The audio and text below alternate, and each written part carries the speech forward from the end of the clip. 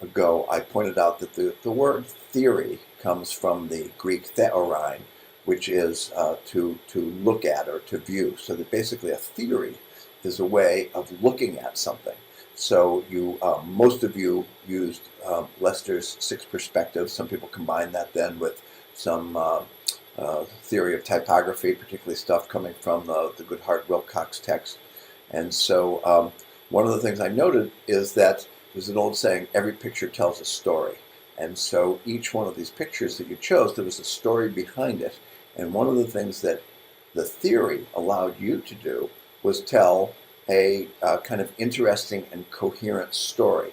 And again, the more coherent the essay in terms of you proceeded in an orderly fashion from one aspect to another, and also the more sort of careful the editing of the prose at the surface level, at the sentence level, the paragraph level, make for better stories or stories that are a little harder to follow. But what that then connects to is the readings that we had for last week, and one of them was visual manipulation in mass media. So we actually had three different examples of propaganda. We had the U.S. propaganda produced in World War II to support the war effort, and so that was stuff that some of you are probably already familiar with, and if you looked at it, you'd say, okay, this is kind of good stuff. It's just doing something we want to be doing. And then there was the propaganda film by the Third Reich, and if you spend any time looking at the parts of that I had identified, you could say it's like, wow, I can see how this is very powerful, and it really has to do with these visual images. You have images of German culture, and you have images of military strength and religious sort of devotion, and health and fitness and hygiene, and all these ideas that the filmmaker Leni Riefenstahl was able to communicate in a story that is largely just a collection of images. We are soon going to be moving into visual communication that moves. So that was sort of a nice way to get into it. And then finally, there was that collection of political cartoons that were anti-communist cartoons in different countries, former Soviet satellite countries, just as the Soviet Union was falling apart. So those three different approaches to propaganda, I hope, gave you sort of a sense of, there were some commonalities there in terms of what it is that someone who has a message that they want to communicate, the pictures that they pick, and the reliance upon certain symbols, that the audience for those pictures would understand the symbol of a family sitting down to Thanksgiving dinner as symbolic of freedom from want, etc. So I hope you were able to gain some understanding of the way propaganda worked in those three different connections. But the whole idea, if we go back to the first week, one of the things that was in the reading, and it was on one of the first quizzes, was, okay, the behaviorist notion of vision, that a stimulus comes into our eye and then we respond to it, clearly is not adequate to the complexity of what's going on. And so then one of the things that is going on is we are constructing stories. And then one of the most interesting things of recent research is that we are constructing stories almost instantaneously. Within a nanosecond of perceiving it, we are remembering it, but we're not remembering it correctly. We are misremembering it within a nanosecond of perceiving it. So it's not just the case that every picture tells a story, but we are in the business of making stories based upon who we are. So what we bring to something we see is rather significant. So depending upon your ethnicity, your race, your religious beliefs, your background, the family that you grew up in, you're going to bring those things to anything you see, and then you're going to write the story of what you saw. And so then the whole notion of objective observation, that somehow you would have an unbiased interpretation of what you saw, gets a little bit problematic.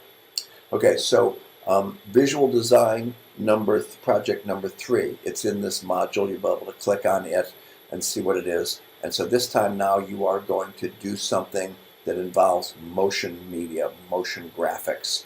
So in the assignment, you can see that you can do this with a PowerPoint, with a narrated PowerPoint. You can do it. I used a thing called, I can't remember what it's called, but you'll see the example that I've made in there. Or you can shoot video. So I suggested in the assignment, in past years, people doubled up and formed teams. And that was handy if they're shooting video, because then you got one person operating the camera and the other person maybe being the on-camera talent.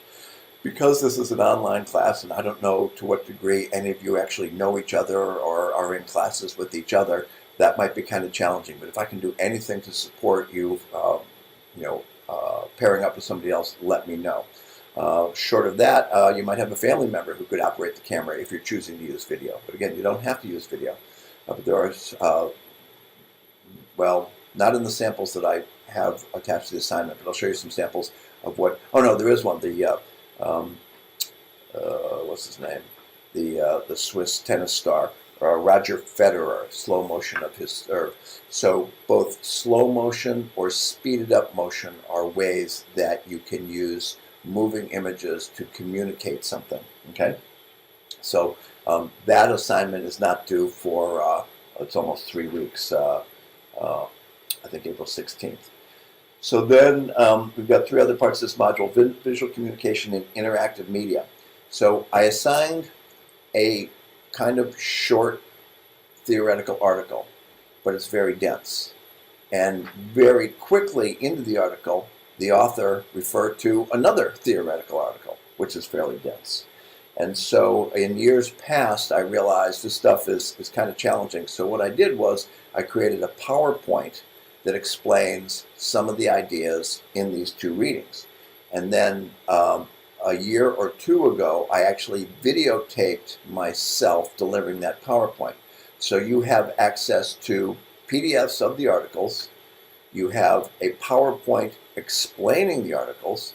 And one of the things I often do in PowerPoint is I put a lot of stuff in the notes pages. Well, in this case, there's not much in the notes pages. So the stuff that's not in the notes pages, you can actually see me by watching the video. Now, the video was the first portion of a 3-hour class, so the video runs 59 minutes. One of the great things about videos on YouTube is you can watch them at a faster speed. So depending upon how fast you can tolerate me talking, you could actually watch that video in as few as 30 minutes. So the 2 articles are visual communication and interactive media, and the 3 paradigms of HCI, that's human-computer interaction. And then after that, I go to Steve Krug, a web design expert, author of Don't Make Me Think.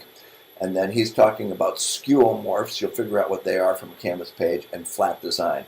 And Steve is a rather entertaining presenter. So in the video of me giving a lecture, in that lecture, I'm showing the relevant Steve Krug video. So I think you'll enjoy that. And then it ends up with a page and a chapter from Luke Wroblewski on web design. Luke Wroblewski is now a sort of a product designer at Google, and he's worked his way up to that through being sort of a bigwig, a web design savant for some of the premier tech companies in the recent past. So that's all that's in this week's agenda.